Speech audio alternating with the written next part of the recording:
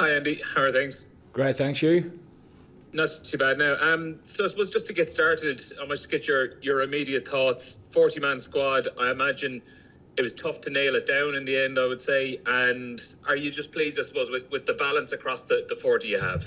Oh yeah, no, we're delighted. We're so excited about taking this squad as a group of 40 to probably the hardest place in world rugby to go to, and finding out about ourselves. This is a historic tour that probably will never be done again, certainly with how we've structured the tour.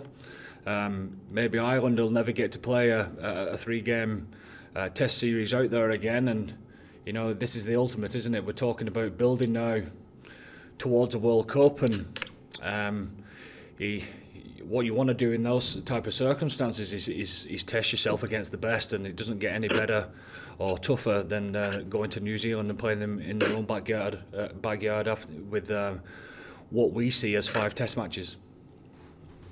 And just finally for me then, have you spoken to any of the players who just missed the cut, or will you be speaking to any of those players? And how hard was it, I suppose, then to just nail down those last few places? Yeah, no, there's plenty of conversations that have been happening over the last few days, and like always, it's tough, because they all wanted to make the tour.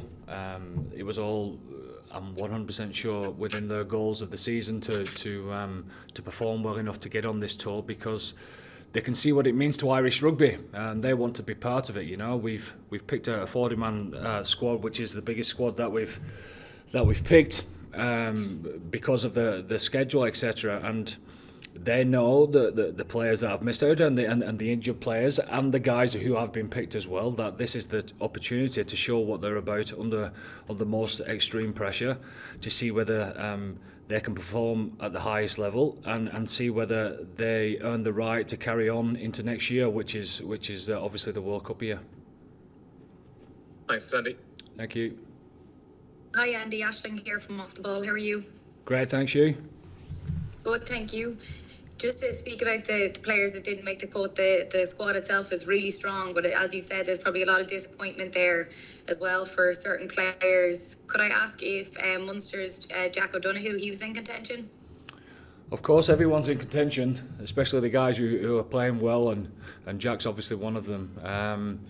He obviously he's in a very competitive position there, and you look across who has been selected in those areas. I don't think you could complain about any of those that are selected neither.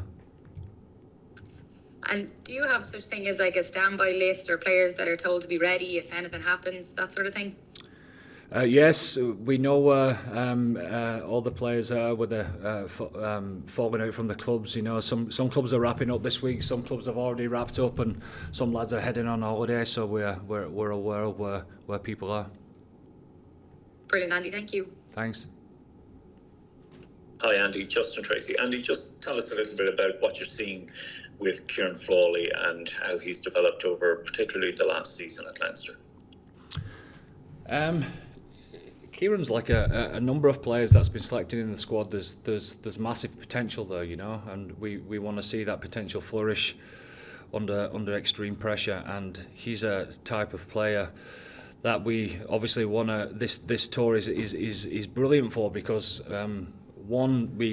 this is what touring's all about, isn't it? We get to find out about players, how they live away from home, etc. How they're a good teammate within a squad of 40 is pretty important, and versatility whilst we're playing at the other end of the world. It's very hard to get people out there within 48 hours. So you've got to have a versatility in your group, and obviously Ciaran, he can play a number of positions. He played fullback last weekend when he came on and looked pretty comfortable there, but we know he can play very well at 10 and 12 as well.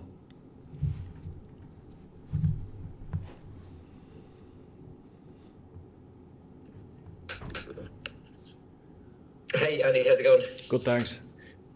Listen, I know it's only, I think it's just been out just around an hour now, but a lot of people, so the immediate reaction was so many people were looking forward to seeing Rob Balakoon in action, and he picked up that unfortunate injury at the weekend. Maybe just a few words about him, and do you know more about what injury he has and how bad it is? Yeah, he's a few things going on in his hip there. That's muscular. It's not structural damage, which is a good thing, but the injury is said to be 4 to 6 weeks. So we had Rob in yesterday, and we was waiting on results of that, and we're gutted for him. Absolutely, we're gutted for ourselves as coaches as well, because this is the type of tour that's made for people like Rob, to show his worth on the big stage, and that's what the tour's all about. This is for us. It's the start of our World Cup campaign, and we wanted players like Rob involved in that process. And yeah, like you mentioned it there at the start, and it was in the kind of the release when the squad was announced. Yeah, do you kind of I suppose, what's your own personal take on the fact that these type of tours might not be around anymore, especially if there's a more kind of global calendar? Is it a shame in a way that Ireland might not tour New Zealand and do these big tours anymore? Well, I'm yet to experience what's gonna come down the line, so I suppose I can only judge it on that. But I've grown up all my life on a 3-test tour. I absolutely love it. I think 3 games, you obviously, you go 1-0 down, you see the pressure building for the second game, and there's not just the performance of the 3-game test series, but there's also the ability to move around the country and see different places, etc., and get a feel for what it's like abroad. And I suppose when you're bouncing around from one country to the next, I think you'd just be in the bubble, and all that tends to go out the window. Hence why a Lions tour is so special for many people.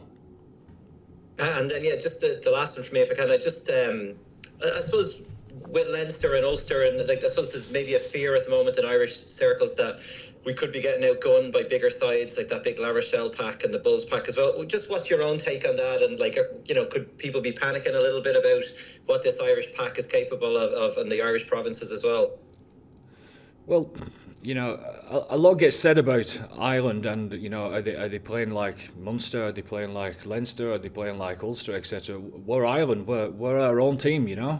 We play our own way, and we've come up against big teams before and been unbelievably physical. Physicality is not just about fronting up; it's about how you play the game and how you get opportunities to create space to be able to get over the gain line, and be able to be aggressive in the right parts of the game. And I think we've done pretty well of late in that type of scenario. So no, it doesn't affect us at all.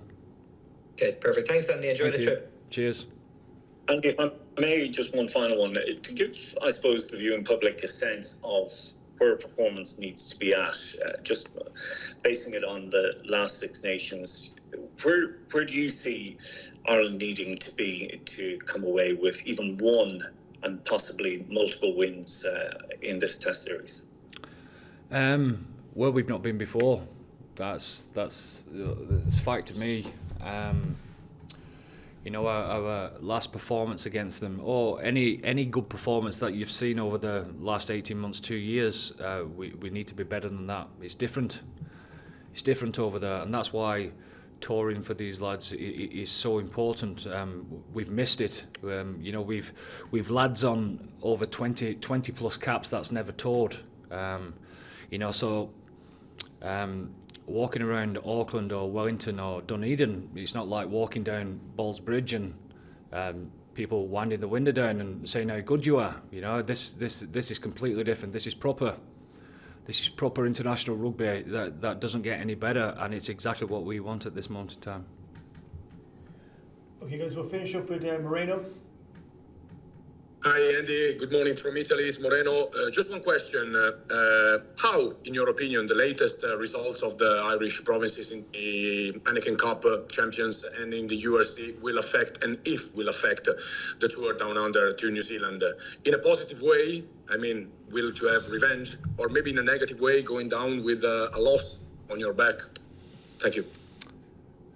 Well, we'll see. We'll see. But what this 3-day camp is making sure that we get cohesive, that we start enjoying each other's company, we start building the relationships that we've built, and we need to build them even stronger in the next 4 weeks. You can look at it both ways, you know. If Leinster and Ulster would have both played in the final, you can say that they've got good game time and, you know, the match fit, etc. Or you could say, well, listen, we've got the players now. We've got a 3-day camp. We're a little bit ahead of the curve, getting onto the plane, and we've got a fit squad. So I suppose you can take it either way.